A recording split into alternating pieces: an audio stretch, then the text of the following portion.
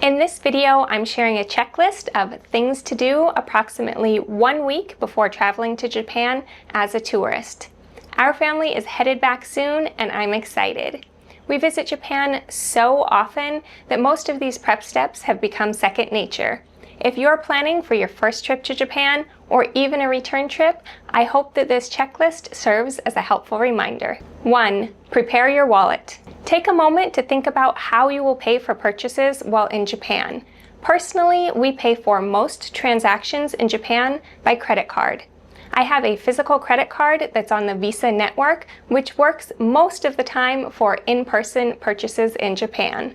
Sometimes foreign Visa credit cards don't work on Japanese websites. For those situations, I have a digital MasterCard in my Apple Wallet. Before your trip, find out whether your credit card charges foreign transaction fees so you're not surprised by the bill upon your return home. I also bring a physical debit card for my checking account so that I can withdraw Japanese yen from ATMs in Japan. As soon as we arrive at the airport, I take out 50,000 yen. When that runs out, I find an ATM at a convenience store, shopping mall, or train station. As a precaution, I often bring debit cards for 2 separate bank accounts. That way, if one gets compromised, I can use the other one. I made a separate video walking you through step by step using an ATM in Japan, including which fees to look out for and how I avoid those fees. If you haven't already, you might want to install a mobile banking app on your phone so that you're able to log into your account and check on it during your travels. If I have any Japanese yen bills or coins left over from a previous trip, I bring those with me. But personally, I have no qualms about just waiting until I arrive in Japan to get yen.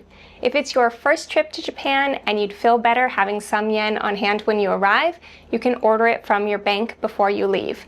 Please check the processing times as it can take a few days. There are some places in Japan that only accept payment by cash, such as small restaurants, street food vendors, or if you're recharging a plastic IC card. We don't normally use a currency exchange in Japan to exchange US dollars into Japanese yen, since the ATM is more convenient and it gives us an excellent exchange rate. However, I do bring a couple hundred US dollar bills just in case I were to need to exchange it in an emergency. That hasn't happened yet. I remove unnecessary cards from my wallet, but I do bring my Costco card since our family stays for up to 3 months and we like to shop at Costco in Japan. Also, if you have a regular plastic IC card from a previous trip, not one of the tourist versions, then it's valid for 10 years after the last use, so you might as well bring it. Either bring a coin purse or buy one when you arrive. Coins are worth a lot in Japan, up to 500 yen. The 100 yen coins are my favorite since I use them at coin lockers, washing machines, and vending machines. If you end up with too many coins at the end of your trip, you can visit a 7-Eleven and pay by cash and just dump your coins into the funnel. If it's too much, it will give you back your change, and if it's not quite enough, you can pay the remainder with a different payment method. I use a travel wallet that fits my passport since it's required by law to carry your passport with you while traveling as a tourist in Japan. My favorite travel wallets are by the Australian brand Bon Maxi. The phone wallet pouch fits my passport and my phone, while the multi-pocket leather travel wallet can be worn with an additional crossbody strap, and it fits all 5 of our passports, along with cash, cards, boarding passes, and my phone. 2. Plan for internet connection. Yes, free Wi-Fi does exist in Japan, such as at hotels or cafes. However, I do not rely on free Wi-Fi while traveling in Japan, since having a consistent internet connection is crucial for me while navigating using Google Maps. There are multiple options to stay connected. First of all, you could switch to an international plan offered by your phone carrier, but that's probably the most expensive. Alternatively, you can get a data plan through a pocket Wi-Fi, SIM, or eSIM. A pocket Wi-Fi is like a small modem that you can carry around in your pocket or backpack. It's a good option if you want to get a lot of data to share among multiple devices. It's also your best bet if your phone is locked, meaning you're stuck with your current carrier. This might be the case if you're in the US and you're making payments each month on your phone. If your phone is unlocked, then you can get a data plan specifically for your phone. Back in our early travel days, we'd use a paper clip or a pin to pop out the physical SIM card from our phone and then swap it out without losing the original. These days, most new phones are eSIM compatible with the technology already embedded in the phone. eSIMs are super convenient, so we always get them for our trips. Which brings us to the sponsor of this video, Journey Japan eSIM, which was built in partnership with none other than Chris Abroad of Abroad in Japan. This eSIM is super easy to use. Step 1. Make sure your phone is unlocked and eSIM compatible. Step 2. Buy your eSIM online. All plans are made specifically for Japan travelers and offer 30 days of coverage. Step 3. Activate and enjoy. You'll be able to connect automatically upon arrival. We personally used Journey Japan eSIM seamlessly on our travels from Osaka to Kyushu, including fun times on Awaji Island. Journey Japan eSIM is powered by NTT Docomo, which is one of Japan's fastest and most reliable networks, offering 99% data coverage across Japan. But it's about more than just an internet connection. Enrich your journey with perks such as 500 yen off Karaoke Big Echo, plus 500 yen off your first cocktail or mocktail at Lost. Personally, I'd go there for the cheese. I'll leave our affiliate link below. Go ahead and set up your data plan and you can check that off your list. 3. Double check your arrival date and time. If you're flying from somewhere like the US, your flight might depart on a certain date but arrive the next day. For example, your flight could depart on November 30th, but arrive in Japan on December 1st. Your arrival time is also important to keep in mind, as it can determine which modes of transportation are available when you arrive at the airport. 4. Plan airport transportation. Decide which type of transportation you will take to get from the airport to your first accommodation. There are multiple options from each airport.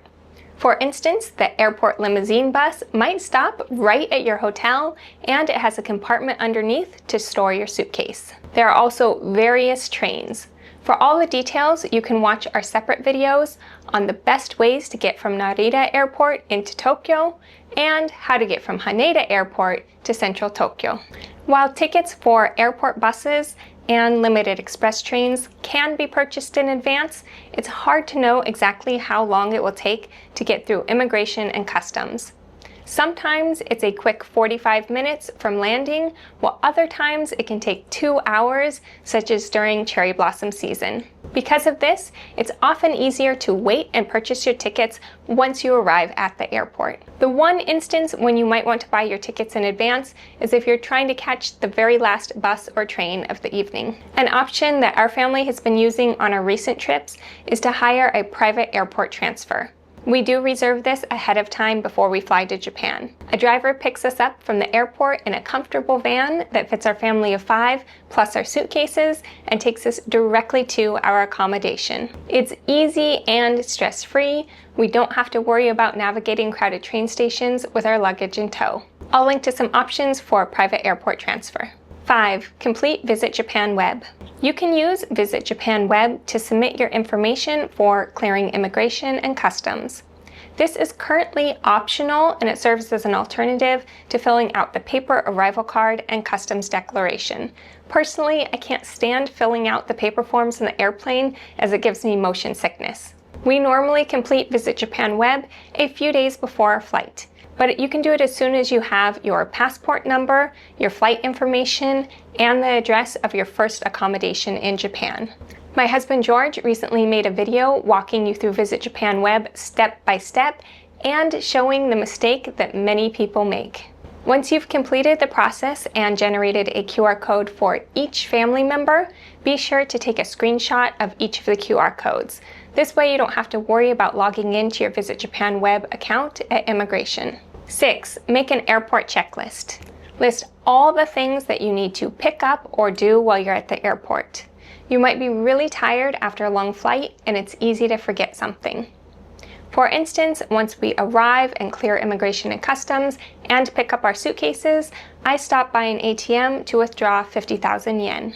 You can get a physical IC card from a vending machine at the airport, but you might opt for a digital one instead. We usually pick up our pocket Wi-Fi at the airport. You might also be planning to pick up a rail pass. Or perhaps you're planning to visit the luggage forwarding counter to have your skis or suitcase sent ahead to your hotel.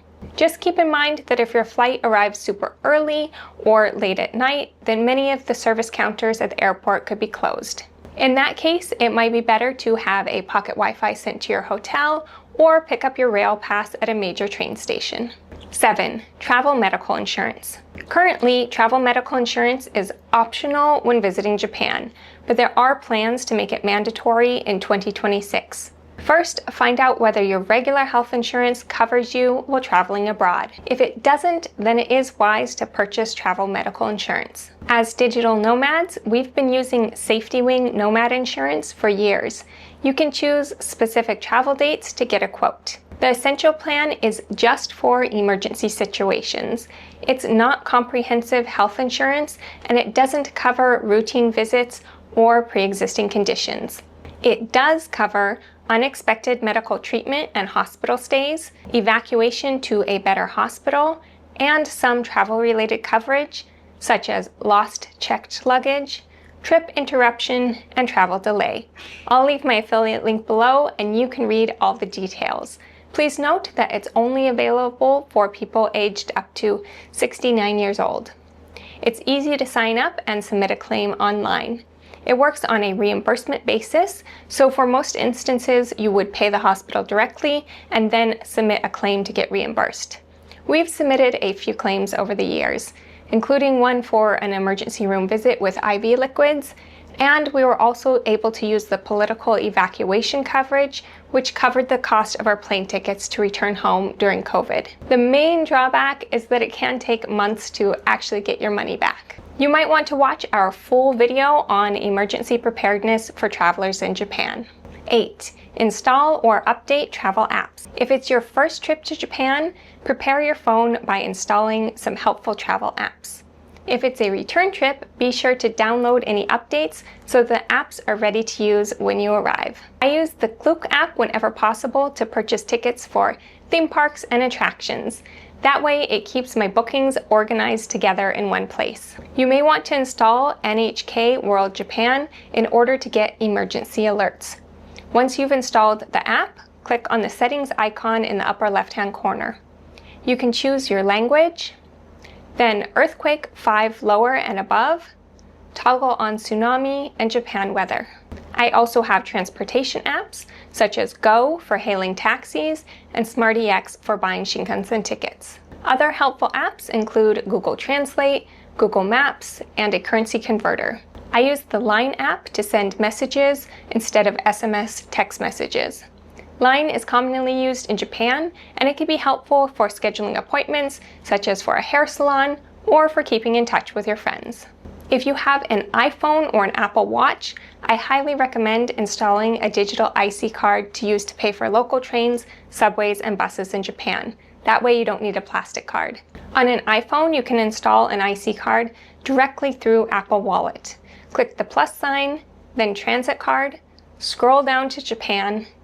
You can choose between Ikoka, Pasmo, and Suica. Click on the blue Continue button. Select a starting balance to add to your card, and agree to the terms and conditions. Personally, I use a digital Pasmo on my Apple Watch. I have a separate video on that. 9. Prepare your important documents folder. If you've watched my packing videos, you know that I always pack an important documents folder. The contents will vary by person.